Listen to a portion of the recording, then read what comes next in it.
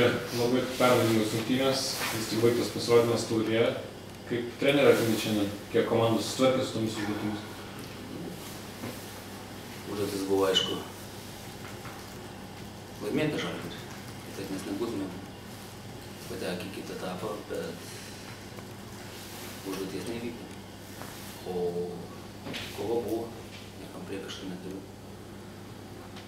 Kova, kaip visada buvo, bet Žalgiris vis tik aukštesnį meistriškumą, aišku, 2 grubios klaidos, 11 metrų baudinys. Ir ačiū, viso gero. Po pirmo kėlinio 0, lygiai tenkinas rezultatas, antras kėlinys 0-3. Tai rungtynės yra iš 2 kėlinių. Tas pirmas kėlinys, tai kas iš to, kad 0. Antrą kėlinį praėjom 3 namuose 3 praleisti yra daug, mano manimu. Mažiau treneris sakė, kad Rūbinė kaip tik sakė, kad tiesiog komanda toliau Žalgirio žaistų taip pat ramiai. Kokie buvo jūsų nurodymai per pertrauką, rezultatas lygiai tenkina tuo metu? Aš irgi sakiau, kad reikia žaisti taip, kaip ir žaidėm. Nes nepaslaptis buvom, vėl pastatė viską ant kontratakų. Tas kontratakas pavyko. Žalgiris vis tiek nori, jis turėjo palipti. Spaudimas gal biškai buvo didesnis negu pirmam kėlinyje, bet 11 metrų baudinys. 11 metrų baudinys, 2-1 lygtai dar nieko neprarasta, bandžiau sustiprinti puolimą, bet antras įvartis viską nubraukė. Sudėtis nebuvo labai tokia standartinė jūsų šiandien, kokios priežastys lėmė?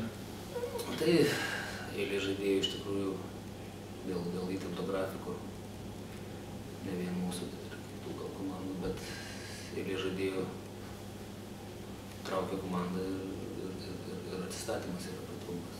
Atsistatymas per trumpas. Nutarėm biškai kai kurios pasaugoti, kai kurios dėl kortelių, nes iš tikrųjų turim daug kortelių.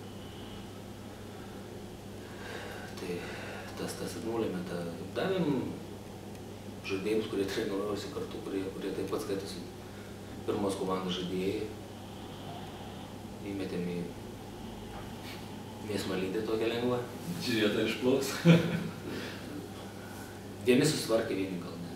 Tas ir Raudulys, aišku, ir Žalgirio vis tik tas patirtis ir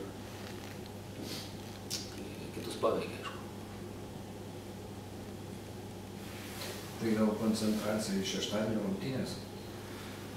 Šiaip iš tikrųjų stengiamės į visas rungtynės koncentruotis, bet nepaslaptis, kad daug tikimės šeštadienį. Daug tikimės. Pagrindinis tikslas dabar yra kas Europa, medaliai?